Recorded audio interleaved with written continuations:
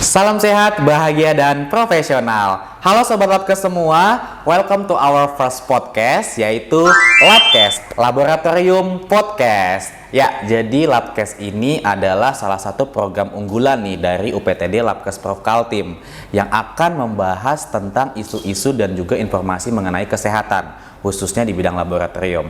Nah, di sini saya Dika akan menemani sobat semua dalam pembahasan podcast ini. Nah, pada episode pertama ini kita akan mengundang nih salah satu pegawai di UPTD Laboratorium Kesehatan Provinsi Kalimantan Timur yang akan menjadi narasumber pembahasan kita hari ini. Oke, langsung saja kita hadirkan di sini Ida Sulistiani, AMD AK. Oke, langsung saja ini sudah kami hadirkan narasumber kita hari ini, yaitu salah satu pegawai di UPTD Labkes Prof Kaltim. Selamat datang Mbak Ida. Dipanggil Mbak atau Kakak atau Ibu? Kakak aja boleh. Panggil Kakak ya. Oke, baik Kak Ida. Oke, selamat datang di podcast pertama dari Labkes, yaitu Labkes. Jadi kita di podcast ini akan membahas nih, mengulik tentang isu-isu kesehatan dan juga informasi kesehatan, khususnya di bidang laboratorium ya Kak ya. Sebelum kita lanjut, silakan buat Kak Ida memperkenalkan diri dulu. Perkenalkan saya Ida Sulistiani, penyelia dari patologi dan mikrobiologi klinis. Oh baik, jadi dipanggilnya Kak Ida ya? Kak Ida. Oke, baik, dipanggil Kak Ida. Buat Kak Ida nih, untuk basic pendidikan Kak Ida nih di mana nih untuk basic pendidikannya seperti apa? Dari lulusan D3 Poltekkes Kemenkes Samarinda. Oh gitu, jadi khusus memang buat jurusan di analis kesehatan ya, emang di laboratorium ya, yang biasa disebut sekarang ATLM namanya ya? ATLM yang sekarang ini ya. Oke, baik. Nah, kira-kira nih sudah berapa lama nih pengalaman Kak Ida di bidang laboratorium ini? Sudah bekerja di laboratorium sudah berapa lama? Sekitar kurang lebih 13 tahun. 13 tahun ya, wah tepuk tangan dong, sudah 13 tahun. Jadi memang sudah expert nih ya gimana teknis di laboratorium. Oke, baik Kak Ida, langsung saja kita bahas nih. Oke, baik, untuk sobat-sobat semua yang akan kita bahas hari ini adalah mengenai kusta. Nah, bagi sobat-sobat semua yang tidak mengetahui nih apa itu kusta, seluk-beluk tentang kusta dan informasi tentang kusta, kita akan ulik nih secara tuntas hari ini mengenai penyakit kusta. Oke, baik, mungkin Kak bisa diberi gambaran dulu Kak, penyakit kusta itu seperti apa sih dan juga kira-kira berbahaya nggak sih buat manusia gitu? Jadi penyakit kusta sendiri itu pencetusnya adalah Mycobacterium leprae. Itu bisa ditularkan melalui droplet dari mukosa cairan hidung dan mulut. Kemudian itu bertahan jadi menimbulkan gejala itu sekitar 3-5 tahun. 3-5 tahun ya. Bahkan lebih. Dibanding dengan Mycobacterium tuberculosis. Oh ya. Baik, jadi istilahnya mutasi bakterinya itu agak lama agak lama ya daripada Mycobacterium tuberculosis ya. Nah, kira-kira penyakit kusta ini yang ditimbulkan nih apa nih Kak? Misalnya entah kalau tuberkulosis kan ada gejala-gejalanya nih, batuk dan lain-lain. Nah, kalau kusta ini mengarah kemana nih? Biasanya itu ada 3 cardinal sign, jadi ada 3 tanda utama. Biasanya itu ada di penebalan saraf perifer, biasanya di daerah cuping telinga kanan kiri, kemudian ada mati rasa yang khasnya, dan dilanjutkan sama pemeriksaan BTA. Jadi memang gitu, gejalanya lebih ke saraf ya, ke saraf dan tepi. juga biasanya ada gangguan. Ada gangguannya seperti kehilangan rasa peraba gitu ya, mungkin ke arah kulit sepertinya ya, untuk itu sebagai ke arah penyakit kulit ya. Tadi kita udah bahas nih Kak mengenai gimana cara penularannya, terus juga apa itu kusta. Nah, kira-kira kusta ini nih berbahaya nggak sih Kak buat kita sebagai manusia ini?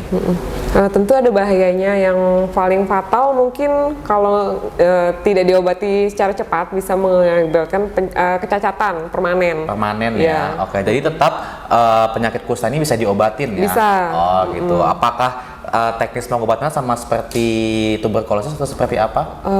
Untuk pengobatannya mungkin jangkanya lebih panjang ya, karena didapat di dalamnya itu jumlah bakterinya lebih banyak. Lebih banyak daripada Mycobacterium tuberculosis. Betul. Oke, baik. Nah, tadi diagnosanya adalah kusta. Nah, sampel yang digunakan untuk pemeriksaan ini di laboratoriumnya apa sih Kak? Ya, mungkin sampelnya itu di lid serum namanya. Jadi Lid itu serum, diambil slit skin smear-nya di daerah cuping telinga biasanya. Cuping telinga ya. Plus tambahannya lesi-lesi yang aktif yang muncul, biasa yang bercak-bercak muncul. gitu. Bercak-bercak, Iya. luka gitu ya. Yang diambil. mati rasa tadi. Yang mati rasa. Ya. Oke, jadi sampel yang diambil adalah slit skin smear. Ya, betul. Baik.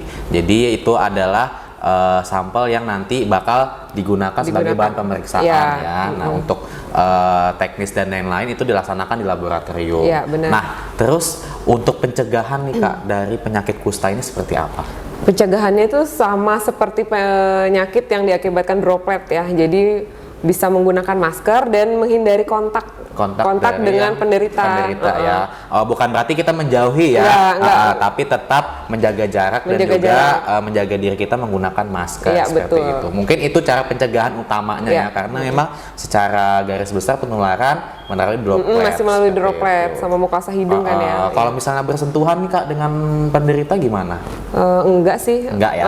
Tetap melalui itu ya, karena memang kalau misalnya tidak ada lesi mungkin tidak bakal menyebabkan. Ya benar. Kecuali kontak dengan cairan ya, cairan tubuhnya ya. Oke, baik.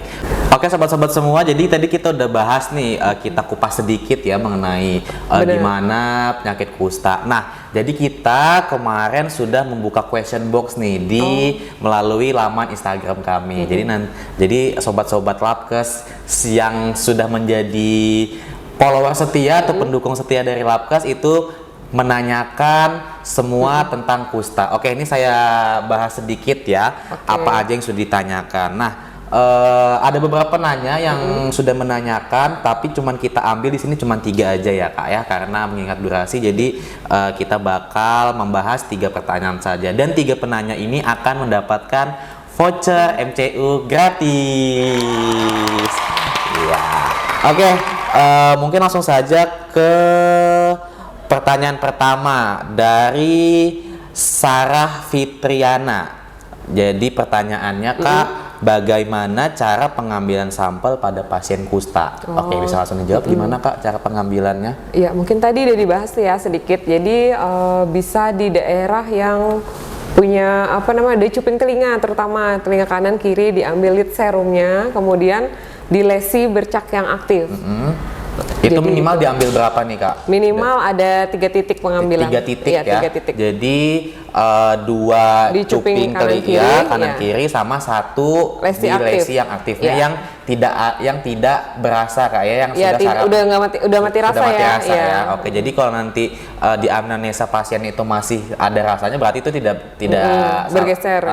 Jadi tidak diambil ya. Oke, jadi seperti itu ya Sarah Fitriana untuk jawabannya. Cara pengambilan sampel tadi udah dijelaskan bagaimana. Oke, selanjutnya ada pertanyaan dari Siti Sarah AM. Ya, pertanyaannya, apakah penyakit kusta menular? Jika iya, bagaimana dan melalui apa penularannya? Waduh, ini kayaknya udah dibahas tadi ya. Yang tadi udah dibahas sebelumnya. Mungkin bisa ditekankan lagi Kak, bagaimana penyakit ini kusta menular dan juga penularannya seperti apa? Oke. Itu menular melalui droplet. Jadi bisa dari cairan mukosa hidung maupun droplet waktu bersin atau batuk. Mungkin di situ jadi untuk menghindarinya harus pakai masker nih tetap nih.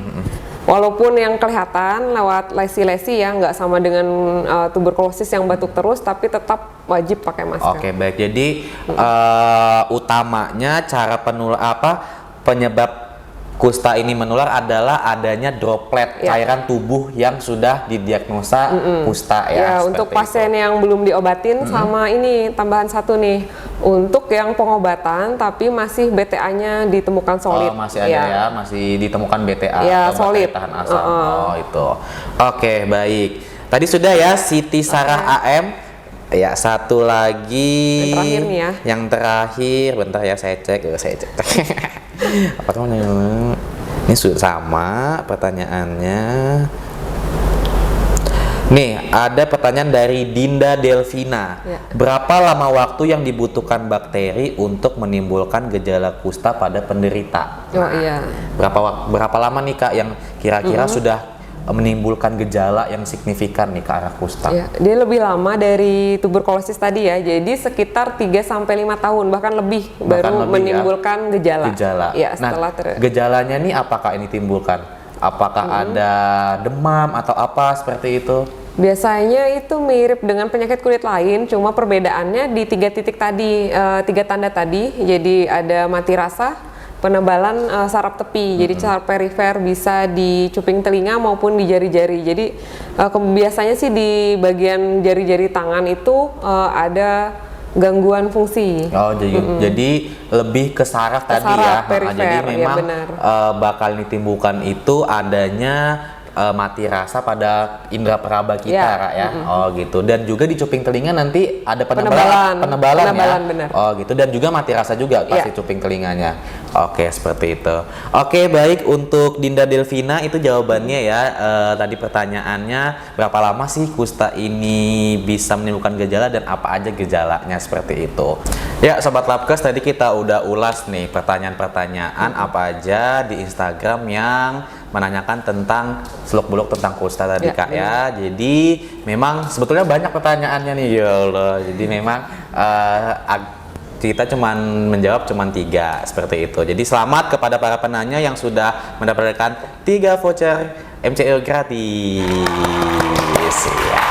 Oke, jadi tadi kita udah bahas sedikit nih tentang penyakit kusta gimana-gimana, Kak, ya. Mengenai secara umum seperti apa dan juga pelaksanaan di laboratorium seperti apa. Nah, UPTD Labkes Prof Kaltim mengadakan kegiatan yang berhubungan dengan kita bahas hari ini, yaitu seminar dan juga pelatihan teknis. Ya, betul. Dan untuk tema dari seminarnya nanti, apakah untuk temanya?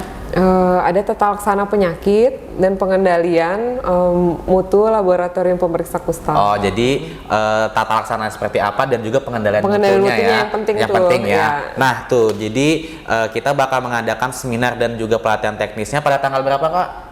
Seminarnya di Ballroom Midtown, Hotel Midtown pada tanggal 9 September 2023, pelatihan teknisnya pada tanggal 10 September 2023 di UPTD Labkes Prof Kaltim. Oke, jadi jangan lewatkan pada tanggal 9 dan 10 nanti ya untuk sobat-sobat semua. Bagi ini khususnya mungkin bagi tenaga kesehatan ya, pasti memerlukan ya, karena kita akan membahas bagaimana tata laksananya dan juga bagaimana pengendalian mutunya. Bener. Oke, jadi untuk sobat-sobat semua yang mau bergabung, nanti akan kita berikan flyernya di sebelah ya, Kak, ya. Nanti kita kasih atau di sini. Ya, nanti kita kasih flyernya bagaimana informasi mengenai kegiatan seminar. Nah, untuk pematerinya ini siapa aja, Kak, untuk narasumbernya? 3 pemateri besarnya itu ada Dr. Jaya, itu selaku Kadis Prof Kaltim, ada Dr. Darwis Toena, itu selaku spesialis kulit dan kelamin. Kemudian ada Kepala Laboratorium UPTD Labkes sendiri, Prof Kaltim, Bapak Joko. Bapak Agus Joko ya. Jadi nanti narasumbernya ada 3 ya yang utama ya, yang istilahnya menjadi bahasan utamanya. Yang pertama yaitu Dr. Jaya Mualimin selaku Kepala Dinas Kesehatan Provinsi Kalimantan Timur. Nanti juga ada Dr. Darwis Toena SPKK.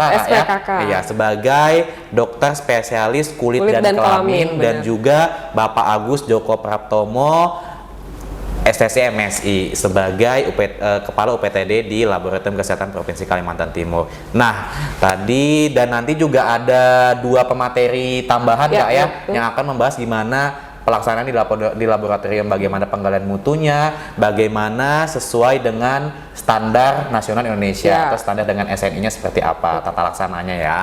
Oke, baik. Untuk sobat-sobat semua jangan lewatkan seminar nanti. Oke, jangan lupa datang dan juga jangan lupa ramaikan karena bakal banyak yang kita dapatkan ya. Betul, banyak banget. Selain informasi yang menarik dan juga tentunya ilmu atau wawasan yang akan kita dapatkan, karena tentunya pembahasan kusta ini bakal terus berkembang, Kak, ya nanti untuk kedepannya seperti apa, seperti itu.